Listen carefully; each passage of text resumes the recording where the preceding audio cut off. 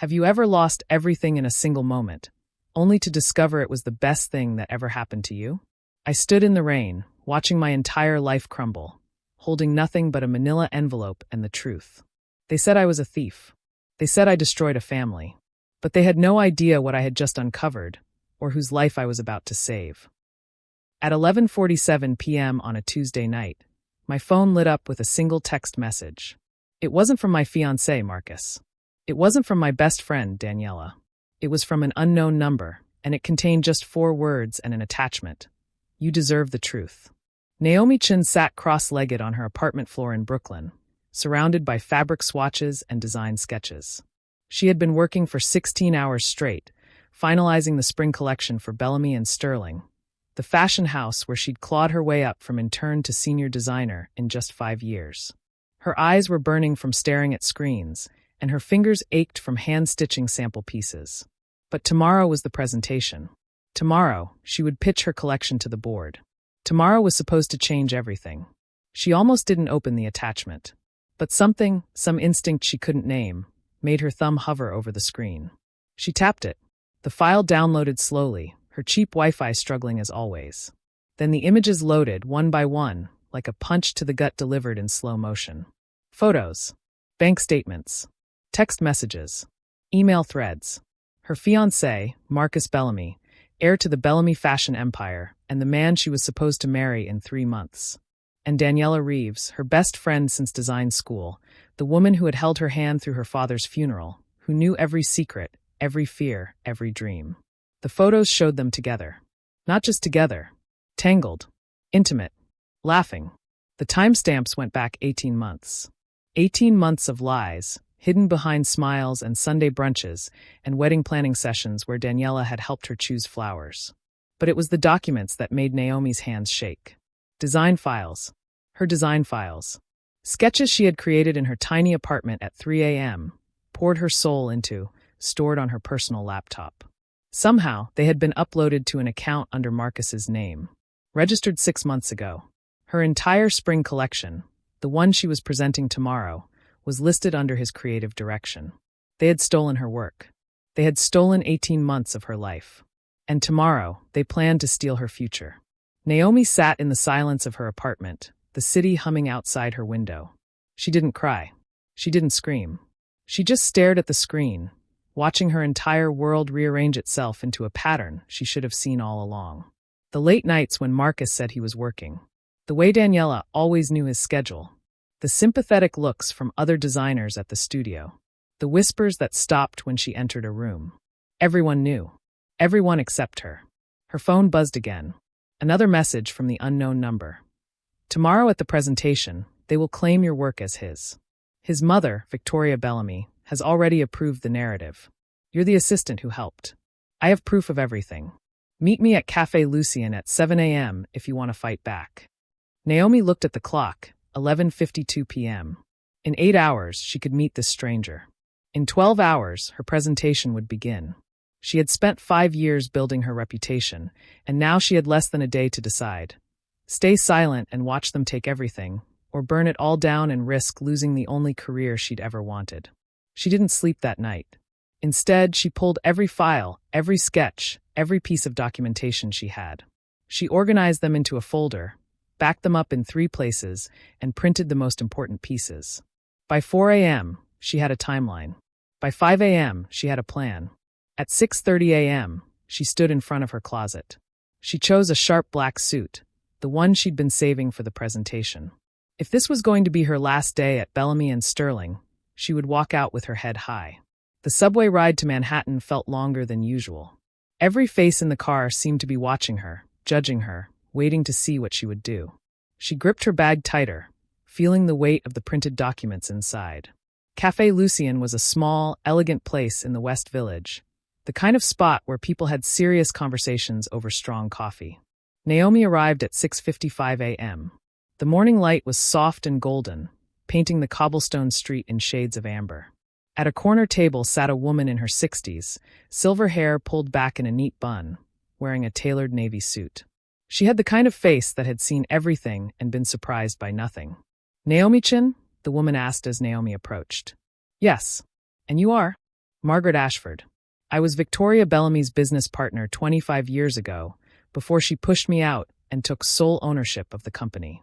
I've been waiting a very long time for the right moment to set things straight. Margaret Ashford didn't waste time with pleasantries. She slid a thick folder across the table, her eyes sharp and assessing. 25 years ago, Victoria and I built Bellamy and Sterling together.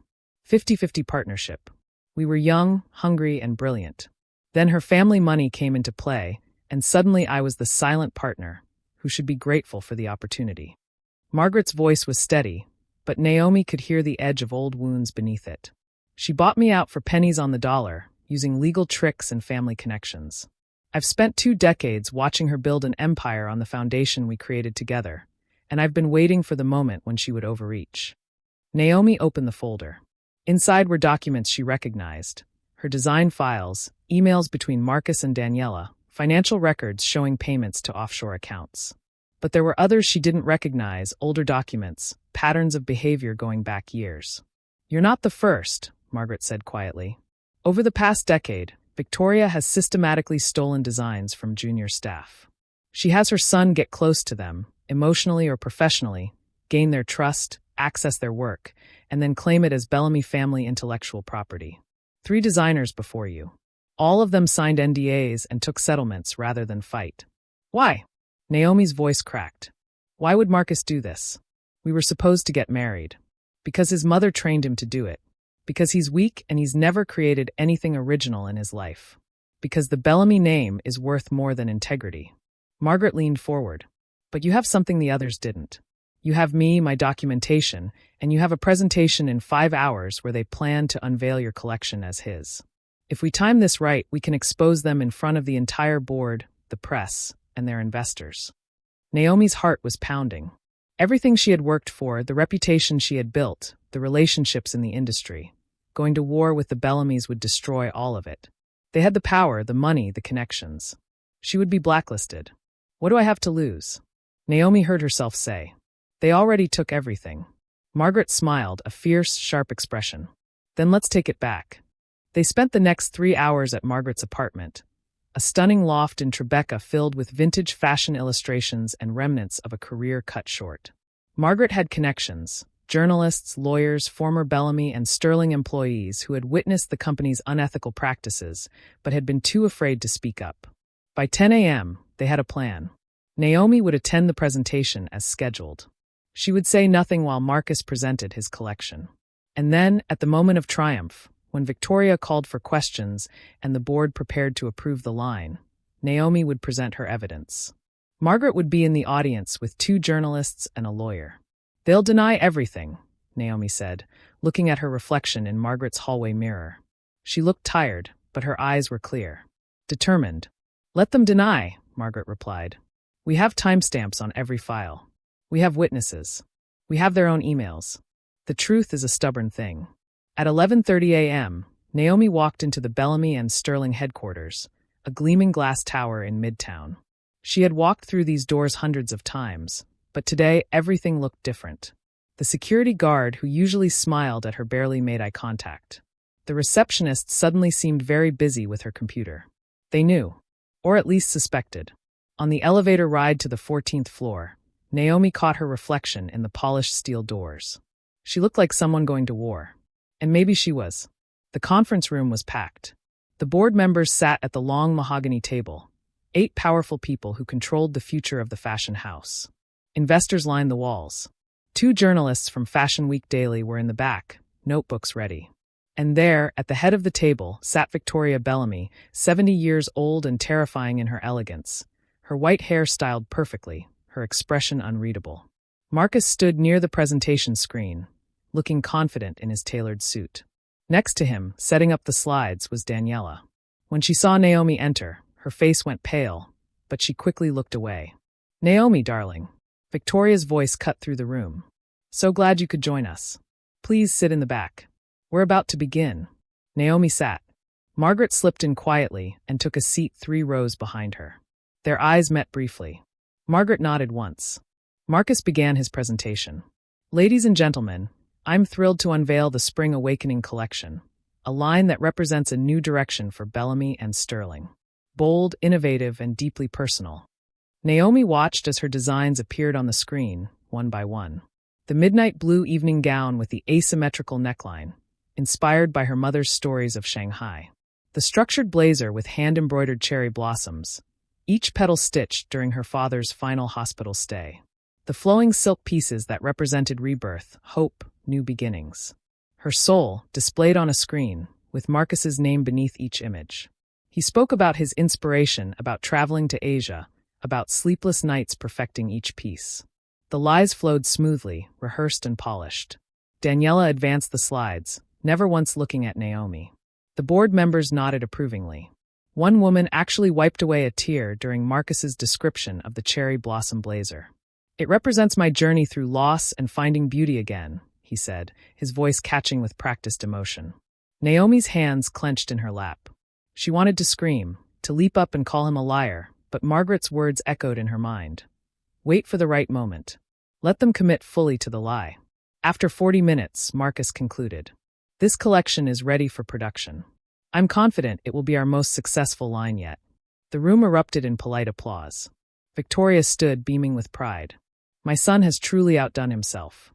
I move that we approve this collection for full production and marketing, with Marcus Bellamy as lead designer and creative director. I second the motion, another board member said immediately. Any questions or discussion before we vote? Victoria asked, her hand already moving toward the gavel. Naomi stood up. I have a question. The room fell silent. Every head turned toward Naomi. Victoria's smile froze on her face, a mask of politeness that didn't reach her eyes. Naomi, dear, this is a board meeting, Victoria said, her voice dripping with condescension. If you have questions about the production timeline, you can schedule time with Marcus later. My question isn't about the timeline, Naomi said, walking toward the front of the room. Her legs felt steady, her voice clearer than she expected. My question is about authorship. Marcus shifted uncomfortably. Daniela had gone completely still, her hand frozen on the laptop. Marcus, you mentioned traveling to Asia for inspiration. Which countries did you visit? He blinked. Several. China, Japan. The usual creative journey. Interesting. Because I have your passport records here. Naomi pulled out a document. You haven't left the country in 3 years. But my mother is from Shanghai. I visited her family there 2 years ago, which is when I began sketching these designs. A murmur rippled through the room. Victoria stood abruptly. This is highly inappropriate. Naomi, you're clearly upset about something, but this is not the time or place. You're right, Mrs. Bellamy. It's not the time or place. It's long overdue. Naomi connected her laptop to the projector. May I show the board something? Absolutely not, Victoria snapped. Security, please escort Ms. Chun from. Let her speak. The voice came from Richard Hartman, the oldest board member, and the only one who had been there since before Victoria's takeover. If she has something relevant to this presentation, we should hear it. Victoria's jaw tightened, but she sat back down. Fine, but make it quick.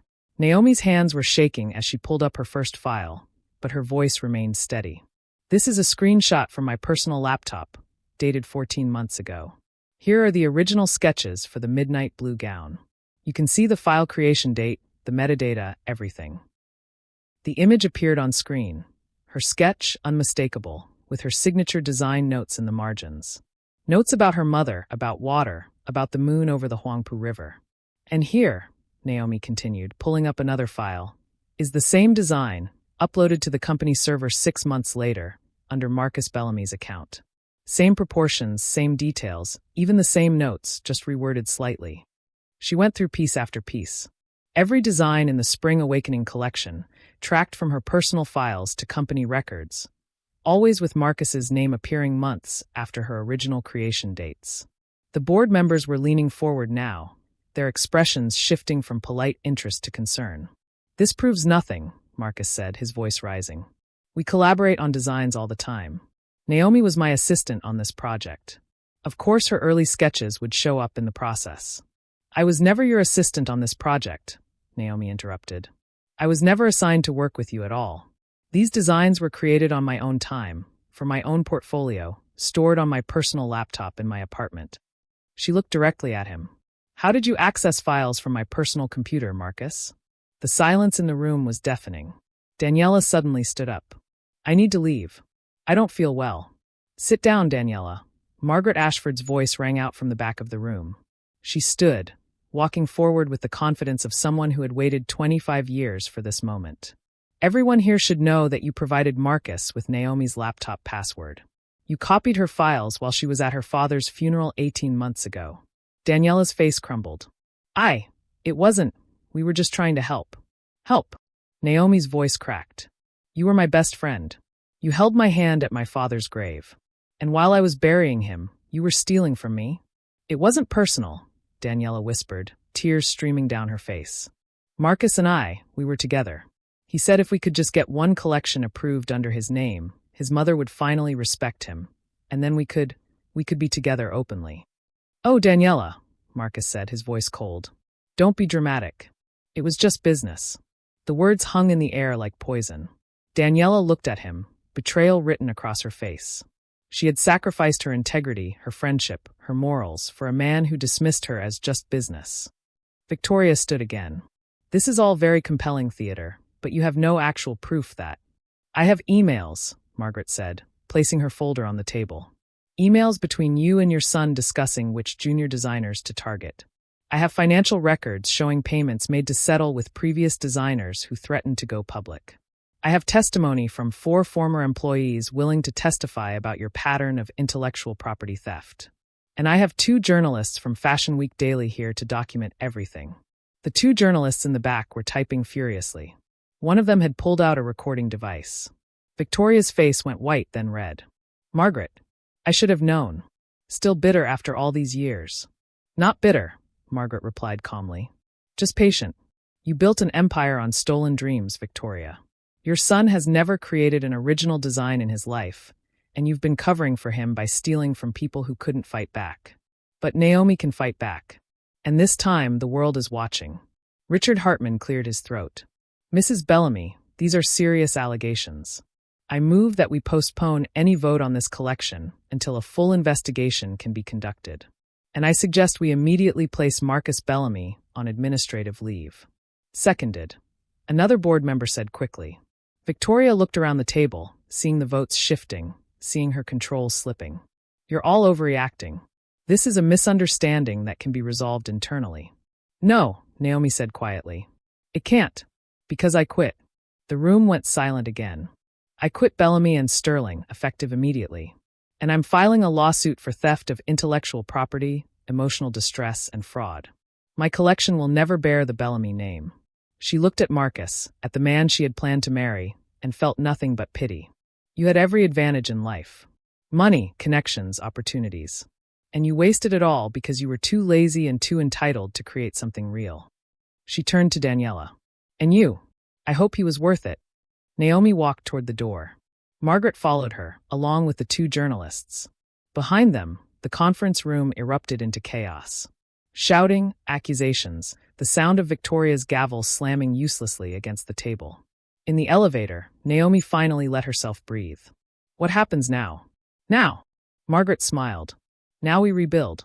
I have investors who would love to back an independent label. You have a collection that's going to be the talk of Fashion Week once this story breaks. And the Bellamys have a scandal that will take years to recover from, if they ever do.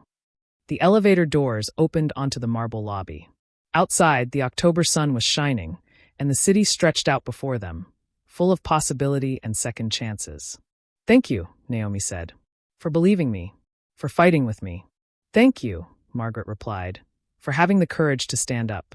I waited 25 years to see Victoria Bellamy's empire crack. But you're the one who actually did it. As they walked out of the building, Naomi's phone started buzzing. Texts, emails, calls. News of the confrontation was already spreading through the fashion industry. But she silenced her phone and kept walking. For the first time in 18 months, she felt free. The story broke within hours. Fashion empire built on stolen dreams. Bellamy and Sterling scandal rocks industry. Read the headline in Fashion Week Daily. By evening, it had spread to the mainstream press. By the next morning, it was trending on every social media platform. Naomi spent that first night at Margaret's loft, her phone turned off, watching the city lights from the floor-to-ceiling windows. She felt hollowed out, like someone had scooped out her insides and left her empty. Not sad, not angry, just profoundly exhausted. Eat something, Margaret said, setting down a plate of pasta. You need to keep your strength up. This is just the beginning. What if I made a mistake? Naomi asked quietly. What if I destroyed my entire career for nothing? The Bellamys have lawyers, money, influence. I have a portfolio and a lawsuit I probably can't afford. You have something they don't, Margaret said, sitting across from her. You have the truth. And you have talent that's actually yours. That's more valuable than you realize. Over the next week, Naomi stayed away from the fashion district. She couldn't face the stares, the whispers, the judgment. Some people would support her. Others would call her a disgruntled employee looking for attention. The industry was split, and she was at the center of the storm. Her mother called from Shanghai. Naomi, I saw the news. Come home. Rest. Let me take care of you. I can't run away, Mama, Naomi replied. Not now. I started this fight. I have to finish it. My brave girl, her mother said softly. Your father would be so proud. He always said, stand up for what's right, even when your knees are shaking. The lawsuit moved forward. Margaret connected Naomi with a lawyer who specialized in intellectual property theft, a fierce woman named Carmen Rodriguez who took one look at the evidence and said, we're going to bury them. But it was the support from unexpected places that kept Naomi going. 3 former Bellamy and Sterling designers came forward, the ones Victoria had forced into silence with NDAs and settlements. They contacted Naomi's lawyer, willing to testify, willing to add their voices to hers. I signed that NDA 5 years ago, one of them told Naomi over coffee. I thought I was the only one. I thought I was weak for not fighting. But you fought. And now I can too.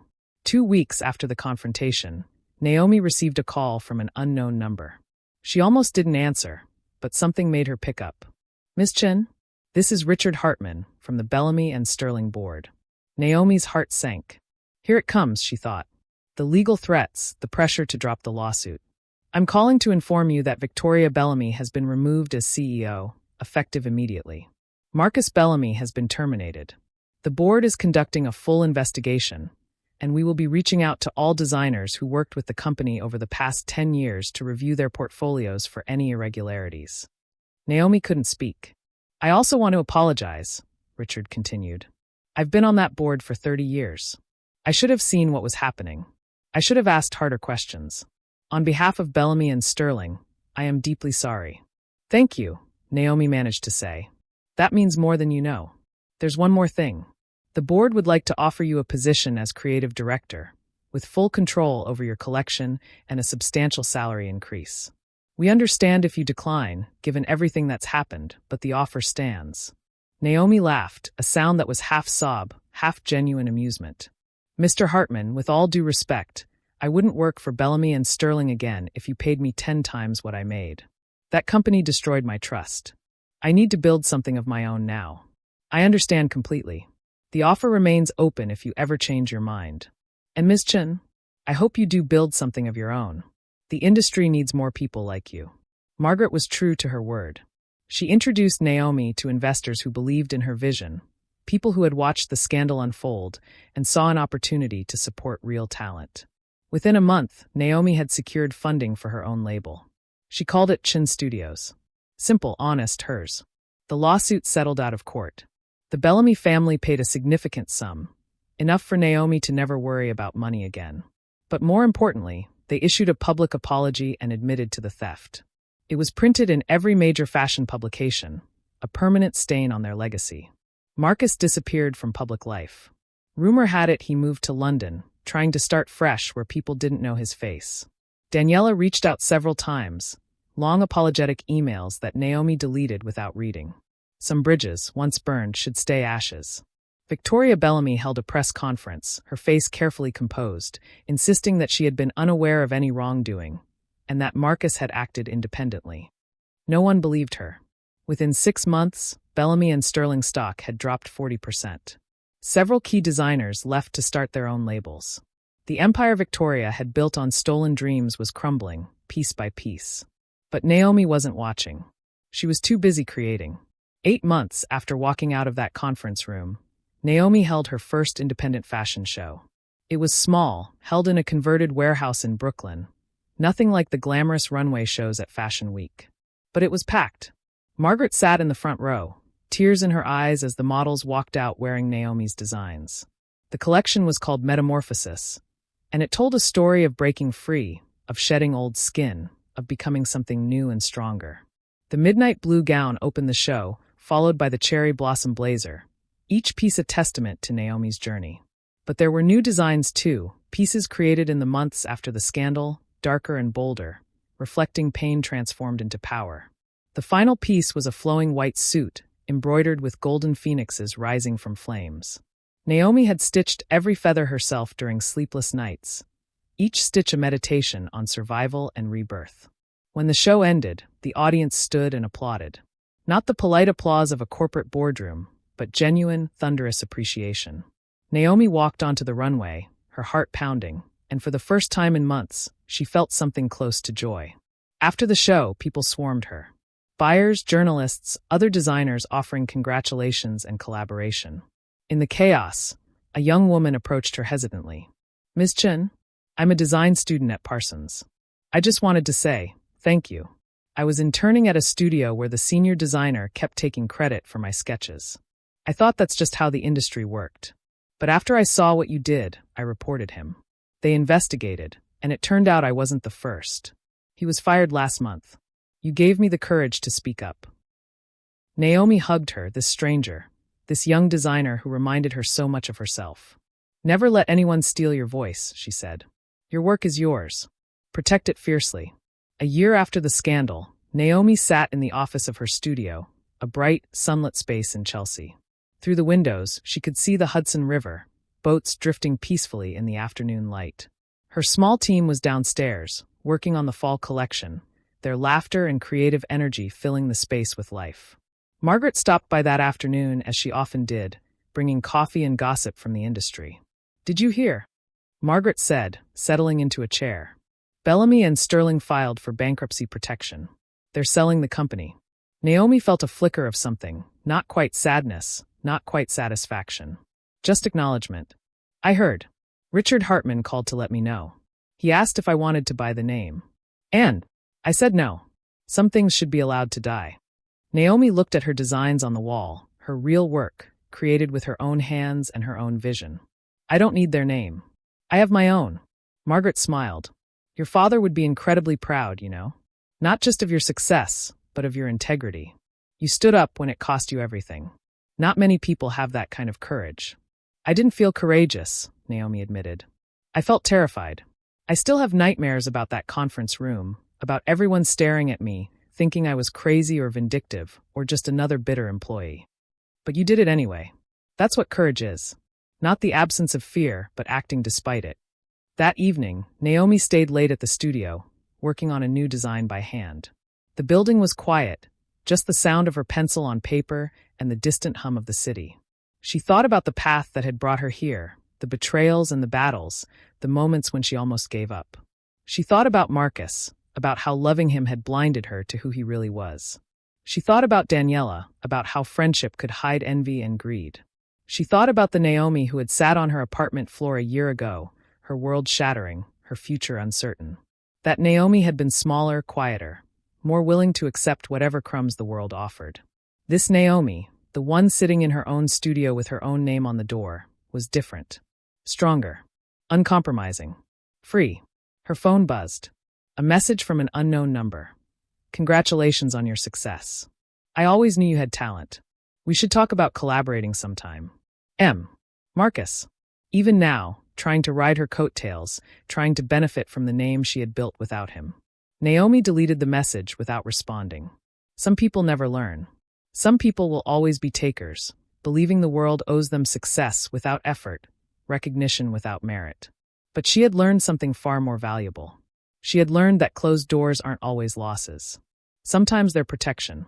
Sometimes they're blessings disguised as betrayals.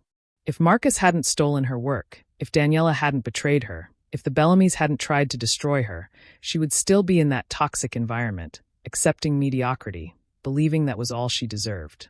She would have married a man who saw her as a resource to exploit. She would have spent her life making other people's visions come to life while her own dreams withered. Now, sitting in her studio with the city lights beginning to twinkle outside her window, Naomi understood something profound. The worst day of her life had been the best thing that ever happened to her. The betrayal had set her free. The scandal had given her a voice. The loss had cleared space for something better. She picked up her pencil and continued sketching. Tomorrow, her team would arrive. They would laugh, collaborate, create something beautiful together. They would build something real, something ethical, something that didn't require stealing or lying or betraying. And that, Naomi thought as she added the final touches to her design, was worth more than any empire built on false foundations. Sometimes the people who hurt us the most are actually setting us free. They close doors we were too afraid to walk away from. They show us who we really are when everything we thought we knew falls apart. The question isn't whether you'll face betrayal or loss or moments that break you open. The question is, what will you build from the pieces? So which city are you listening from? Have you ever had a moment where everything fell apart, only to realize later it was falling into place? I'd love to hear your stories in the comments. There are 2 more powerful stories on the screen that I think you'll love. And don't forget to subscribe. There are so many more journeys to share. See you in the next story.